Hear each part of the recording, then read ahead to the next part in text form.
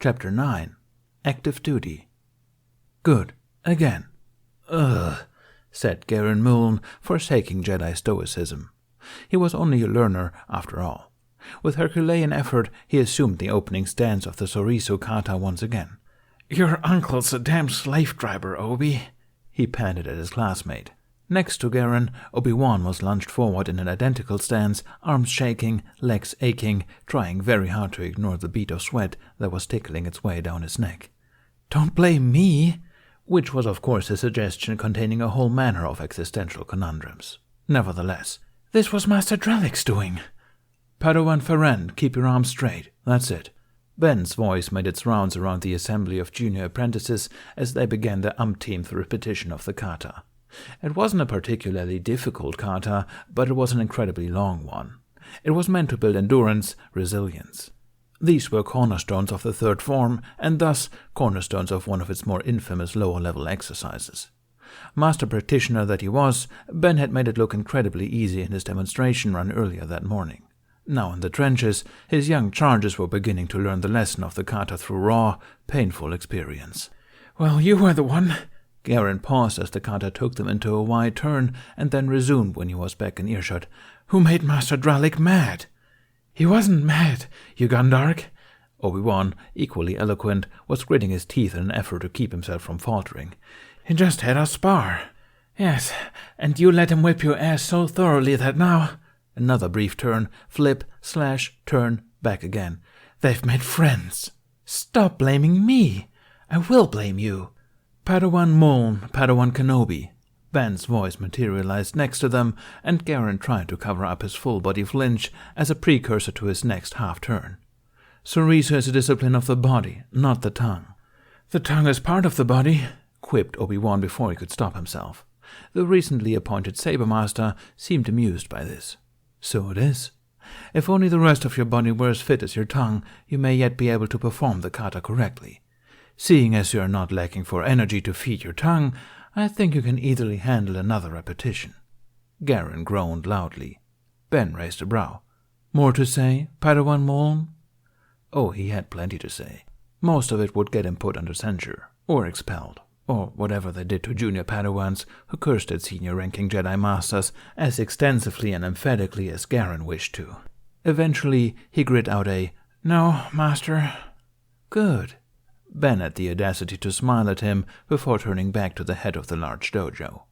He crossed his arms and watched his small squadron of Padawans struggle through the second half of the kata. The second their feet hit the floor in the ending note of the dance, Ben raised his voice. "Again," he called. Groans echoed around the room, and Ben ignored them completely. Many of the Padawans glared at him.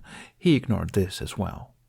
It was about 2/3 the way through this repetition that Grant Keller collapsed from exhaustion.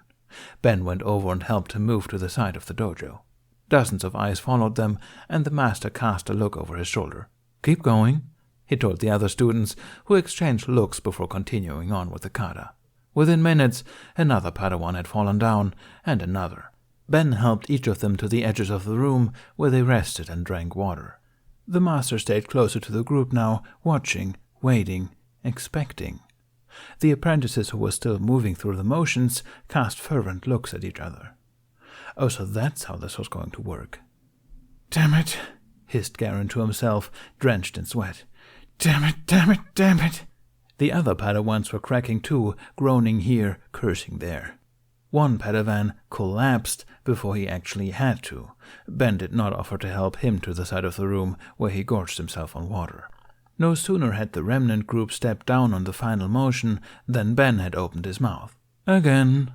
Obi-Wan bit back a small cry as his arms turned to fire, lifting up for a 1, 2, 3-strike motion and down and back into a loop. Turn, pivot, towards his left, where Garen was doing the exact same. Thud. Garen hissed in pain as his shoulder bore the brunt of his fall. Ben was there, now gentler than he'd been all morning. "Fantastic work, Padawan Muln," he praised quietly. "Go rest. Padawan Henza will get you some water." Which was all well and good for Garen, but Obi-Wan was still moving, somehow, and still hurting.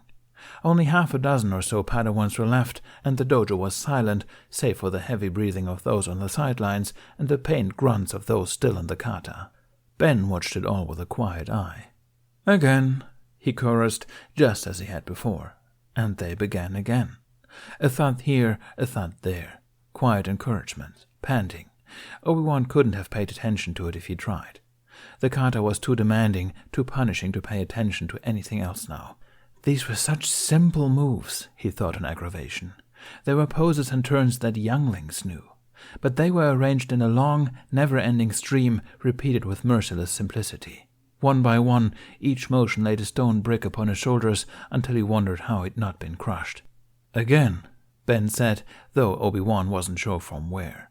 His eyes were closed now, focusing on the movements, his steps. Not his muscles, for they hurt too much to think about, or even his breathing, which had become a ragged, heavy background noise. There was the kata, and only the kata. Simple, painful, never-ending. Again. Sweet Force, how long could he keep this up? How long could anyone keep this up? Obi-Wan would surely like to know how many repetitions Ben could keep up, or Qui-Gon, or Yoda. He felt himself stumble through the second half. Again. Muscle memory served the Jedi well. Obi-Wan did not think about where he was putting his feet this time, how his arms moved. He did think about how surreal the numbness felt. He did think about how simple each step was, how evenly they panned out. He even thought that, for a moment, he could feel a tendril of something extending from the vastness of the Force towards him, making him see the aching of his body in a new, inconsequential light. But the tendril faded, and suddenly, inexplicably, he was looking up at the ceiling from the flat of his back. "Well done, Padawan Kenobi," Ben said quietly, offering a hand to help him sit up. Breathing heavily, Obi-Wan took it and groaned his way into a sitting position. Now, in view of his surroundings, Obi-Wan realized with some surprise that he appeared to have been the last one standing. Following a gesture from Ben, the other Padawans assembled into the center of the dojo once more, tired and drooping, some still panting from exhaustion. Obi-Wan remained seated, and more than one of his peers cast him impressed glances. "You all right, Obi? Here." Garen handed his friend a cup of water, and Obi-Wan thanked him breathlessly, downing it in one. After the apprentices settled, Ben commanded attention at the head of the group. "You have long learned that Zerisu is the form of defense. Many of you doubtless wish to study other forms with more offensive capabilities, a choice that is between you, the Force, and your master. However, all Jedi would do well to remember that Form 3 is also the form of endurance. And whether you are fighting a Nimwan or Ataru," he cast a glance at Obi-Wan, "whether you are piloting a starship," a look at Garen, "or crossing an inhospitable planet on foot, endurance is an integral part of the Jedi way.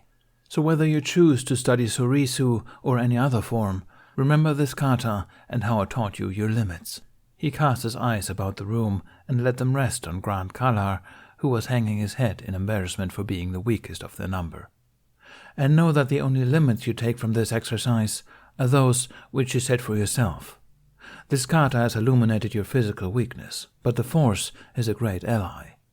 Armed with this knowledge and your discipline, you may yet surpass yourself." He bowed a short dip of finality to the group. "May the Force be with you all." The lesson was well earned, and they were dismissed. "Surpass Obi-Wan, maybe?" teased the Twi'lek Padawan Aaron with a good-natured smile. A few others chuckled at this and nodded as they passed. "What's that supposed to mean?" Obi-Wan wondered aloud as he struggled to his feet. Garen scoffed. "Oh, come on, Obi. Even you aren't that humble." Obi-Wan shrugged, wiping a sleeve over his sweaty face. "So I was the last one. So what? Wasn't by much, anyway. Still fell on my arse." When he drew his sleeve away from his face, Garen was staring at him oddly. He frowned. "What?" "Obi, you do know that the last 3 katas were just you, right?" Obi-Wan blinked at him. "What?" He'd had his eyes closed the whole time. "The last 3 repetitions. You were the only one." Obi-Wan blinked again. "The only? Really?" Not knowing what to say, Obi-Wan paused for several long beats before saying lamely, "Oh." Garen laughed and shook his head. "That's so like you, Kenobi." He gave his friend a slap on the back. "Now, for Force's sake, let's find some food." Ben watched them leave the dojo side by side. A strange sensation was blooming in his chest, growing somewhere between pride and self-deprecation. "Is it odd?" Mace Windu asked from behind. Ben turned to look at the Koran master. He really did enjoy sneaking up on people, Ben thought. Teaching yourself? Ben considered this and shrugged.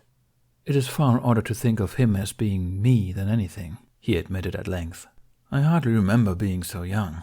But yes, I suppose in many ways it is odd. He will not be like me. A shame, May said, and for a split second Ben thought he meant it in earnest. I could have done with 2 time-traveling sages cold-shouldering the council about now. Ben gave the taller man a withering look, which was reciprocated by a challenge of, "Tell me I'm wrong." Ben could not pick up the gauntlet, so he sighed. I cannot reveal the future to the council when I am unsure that the future will even come to pass. Has anything led you to believe it won't? On the contrary. Then why will you not warn us? I cannot meddle with time lightly. The less involved at this point, the better. The council does not deal lightly with anything, as your own alibi at being alive is a testament. Both Jedi took deep breaths and sighed. Mace shook his head. I will not argue with you now. I've come on other business. And what other business of mine is there to you, Master Windu?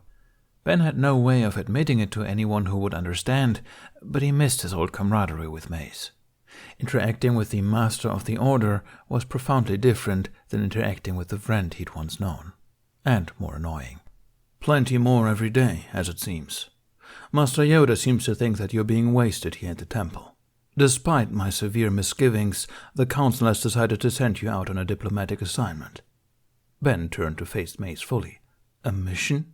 He asked, genuinely surprised. Stars, he exclaimed, propping his arms akimbo, eyes wandering to space in thought. You know, I haven't been on a proper mission in ages. I'm sure to ruin everything. He was used to this, downplaying his own abilities. He was not used to his friends agreeing with him. That's what I said. Mace drawled and ignored the small flare of hurt that this elicited. But Master Yoda believes that it will give you time to mull over your thoughts on the future of the galaxy while in the galaxy. Seems to think you've been lazing too much. Ben snorted. Mace frowned, not understanding the joke. If memory serves, this is your overly official way of summoning me for a briefing, is it not? Of sorts. You can decline, if you'd like. Mace wanted him to decline, but Ben felt that it may be time to dust off the negotiator's mantle. Not for the world, Master Windu, Ben smiled. I look forward to it. Leaving? Obi-Wan was either disappointed or severely envious. It was hard to tell the difference. Where are you going? I'm unsure as of yet, but they've warned me I'll leave shortly after the briefing, so this seems as good a time as any. He tapped the Wuxia plant's blue ceramic pot affectionately. Swarm plants are quite high-maintenance fellows. We shall look after it as if it's our own, Qui-Gon said solemnly, taking the greenery from Ben's arms and placing it next to his own collection on the window ledge. Obi-Wan glanced at it in stern apprehension, as if one day one of the plants would finally replace him as Qui-Gon's most beloved charge. Ben fought back a smile at the thought. I was beginning to wonder if they would put you on active duty, Qui-Gon admitted as he came around the table to pour tea. Really? Ben was surprised to hear it. I'm shocked they considered it at all. I'm terribly out of practice. The unspoken "but why" drifted between Obi-Wan and Qui-Gon, but neither said anything aloud. Being out in the field again will be very odd. It is unlikely they will send you alone.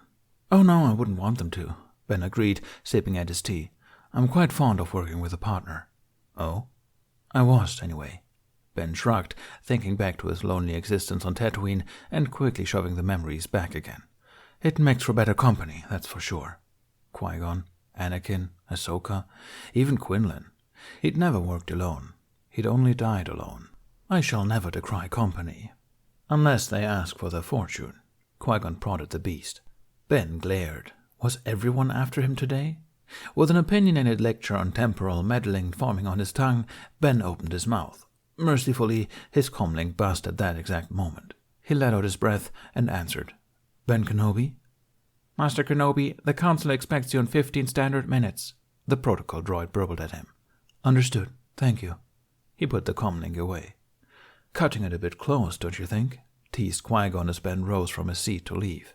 I learned from the very best, the Master quipped back, which made Obi-Wan choke on his tea. May the Force be with you, Master. Obi-Wan? Ben winked. May the Force be with you, the pair echoed, Obi-Wan while still choking. It had been a long time since Ben had attended a council meeting. It had been an even longer time since he'd attended a council briefing where he wasn't expected to sit as a councillor. As he stepped into the chamber, he had to check himself so that he didn't take another step towards the seat he'd called his own for so many years. It was Master Saisi's seat now, just there between Kiadi and Yadel. Despite himself, he smiled. He had never aspired to be on the council, but in some ways he missed it. He'd missed everything about the Order. All of this. There was another Jedi standing in the center of the room. A Togruta standing tall and regal, blue and white montrails shining like a crown in the midday light. She was a young knight, by the looks of it. She turned her head to look at Ben when he appeared. "You're running late," Mace Windu accused, fingers steepled in a disapproving triangle. Ben smiled cheerily at him. "I was in fact walking late, Master Windu. Deepest apologies." Saisi Tin ducked his head to hide his smile, and Mace glared.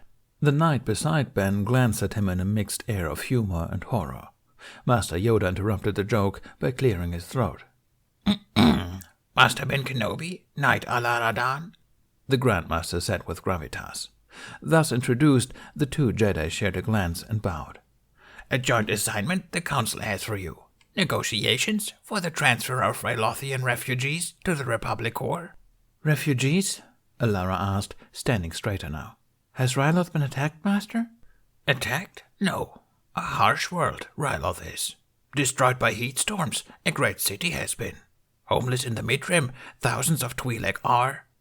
Mace Windu folded his hands into his sleeves and explained. "Many of the city residents were killed in the storm. However, with a salvaged fleet, 80,000 of them were able to make it as far as the Herdessa system." "Herdessa?" Ben broke in, head coming up in recognition. "On the Corellian run?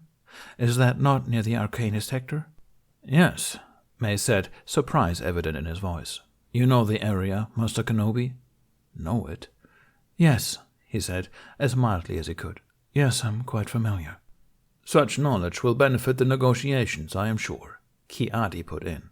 "You have been tasked with securing safe passage for the Rylothian refugees from the planet Herdessa to resettlement facilities here in the core." "Has the Senate sent a representative to accompany us?" Alara asked. Master Windu shook his head. "No.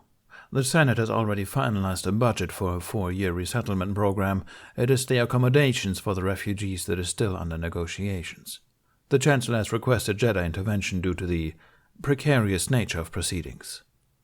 The Republic has petitioned 5 core worlds of capable means to accept the refugees. However, only 2 of the worlds volunteered. The other 3 were coerced into the agreement by the Senate. The Jedi Council and the Chancellor share concerns that, should the 5 systems not all be satisfied with the arrangements, the refugees could be placed in undue danger upon their arrival in the core. Your job is to make sure that these worlds not only uphold their promises of sanctuary, but accept a reasonable number of the refugees so as not to overburden the other worlds." Ben nodded slowly. Greed and obstinance were, as always, familiar territory. With a look reeking of disdain, he asked, "By any remote chance, does one of these reluctant hero worlds happen to be Kuat?" "An apt deduction, Master Kenobi," replied Adigalia. "I'm afraid Kuat was the instigator for the resistance to the proposal. The Kuati gave a very vocal opposition in the Senate and have convinced Alsalka and Fedal to follow their example." Ben made his sigh sound as mild as he could muster. "And by an even more remote chance, does Damaera Thane still happen to represent Kuat in the Senate?" Mace raised an eyebrow high in warning. "If by 'still' you mean after her election 3 months ago, then yes, Master Kenobi."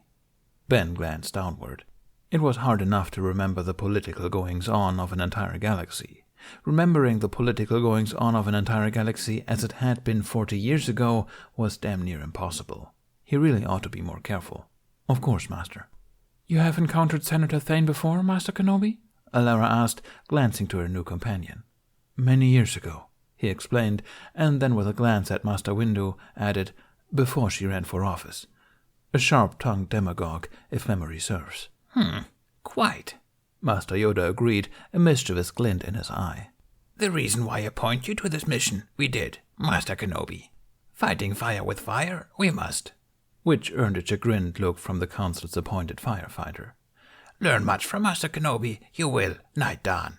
Perhaps too much." Yoda chuckled at his own wit. The newly minted team glanced at each other, neither quite sure of what they saw. "If there are no more questions, Masters?" Mace asked. Kenobi and Dan glanced at each other, and then back to Mace, silent. The Master of the Order nodded. "I have uploaded the full dossier to your onboard databank, as well as your datapads. Your ship is waiting for you in Dock 7. May the Force be with you." It was the most surreal thing in the galaxy to be going out in the field once again. Outside the temple, in the wide, wide galaxy, before the war, before the Sith, before the Purge, before everything. It was, in shortest of terms, terrifying. Ben hadn't been expecting that. Perhaps it was the will of the Force, then, that he ran into Qui-Gon Jinn before he reconvened with Alara at Dock 7. "And here I thought they'd ship you off as soon as they were done scolding you for tardiness." The long-haired master smiled as he crossed the mezzanine to fall into step alongside the ginger-haired Jedi. "They did, actually. I'm on my way to the hangar now to meet my mission partner. Alara Dan. Do you know her?" "Ah." Qui-Gon's brows raised. "An old protege of Master Tarelius, I believe." When Ben's face remained a blank slate of non-recognition, he added, "I don't suppose you ever knew him. He died about 2 years ago." "Oh," Ben frowned. "I'm sorry to hear that." There was nothing else to say on the matter. "Where are you headed?" Qui-Gon asked instead. "A diplomatic squabble. Apparently the Council thinks I'll make myself obnoxious enough to force core world politicians to get along." His eyebrows twitched in chagrin. "They're probably right." Qui-Gon couldn't help but chuckle at that. The past weeks had seen an unusual relationship sprouting between the two of them, fostered over tea and long walks between duties. It wasn't quite camaraderie, and it wasn't quite friendship. But it was important, so they tended it as best they could, like a high-maintenance plant. "I would expect nothing less of a Kenobi." Ben smiled along with him. "I should hope not." "Where are you headed, then?" "Out along the Corellian Run, near the Rim. The Herdessa sector." Qui-Gon pondered this. "You know, I don't believe I've been out that way for any length of time," he admitted. "Have you?" "Huh!" The question itself was pure irony. "Oh, yes," Ben replied, age coming through in his voice and his smile. "Yes, quite a length of time. Herdessa isn't home, but it's close. Close and tempting. It is very close." Qui-Gon did not understand what he meant, and he did not ask, but he didn't need to. He was watching Ben carefully, the way lines stretched his face, how the invisible cogs were turning, tumbling as though Ben's mind was behind a curtain.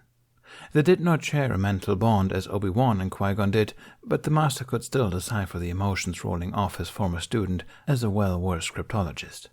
"I hope you'll find what you're looking for, Master Kenobi," he said encouragingly, and stopped so that Ben was a few feet away when he turned to look back, surprised by the guess. Qui-Gon bowed slightly. "May the Force be with you, Ben." Ben's smile was heartfelt. They both knew that his roots with Qui-Gon ran far deeper than the reverse, but then they both also knew that even young roots could grow strong with care. "And also with you, Master," Ben said, and bowed. He diverged towards the hangar bay with a fresh sense of calm. When Qui-Gon returned to his quarters that evening, he found Obi-Wan strewn across the kitchen table, slaving over remedial astronavigation problems with a mood closely analogous to chilled molasses. He maneuvered around a demotivated limb or two and began tending to his plants. "Pop quiz," he announced, which elicited a rotten scowl from his apprentice. "If you were to travel down the Corellian Run to the Herdessa sector and cross over into the Outer Rim, which systems would you find in your most immediate vicinity?" Obi-Wan thought on this, willing himself not to consult his maps. He was meant to be memorizing all of this tepid minutiae after all. Severine and Arcanis, I think?" He allowed himself a peek. "Yes, Severine first and then Arcanis, which is more populous." He hardly saw how this mattered. "Why do you ask, Master?" "Oh, no reason," Qui-Gon said, gently lifting the leaves of Ben's wuxia plant to water it. "Merely trying to dust off my memory. How are your studies coming along?" Obi-Wan sighed heavily in reply, which needed no elaboration. Qui-Gon chuckled, secretly glad that he no longer had to pass exams. He gave Obi-Wan's braid a flick as he passed. "Patience, Padawan." "Yes, Master." While Qui-Gon sequestered himself to his bedchamber for a quiet evening in, no doubt, reading or meditating or doing literally anything less obnoxious than memorizing Sith-stamped astronavigation charts, Obi-Wan pored over his homework. In keeping with his congealed mood, he was putting off the task at hand by any and all means possible. Presently, he was avoiding the unintelligible tangled route maps of Hut space by lingering in the Corellian run into the Arcanus sector. It was a far busier sector than he would have expected for this part of the rim. What was even out there? Milarian, Pa'ai, Austan, Utarun, Tatooine? But what had ever come out of those places? With another great sigh, Obi-Wan propped his face against his hand and mustered focus once more. The navigational horrors of Hut space awaited him.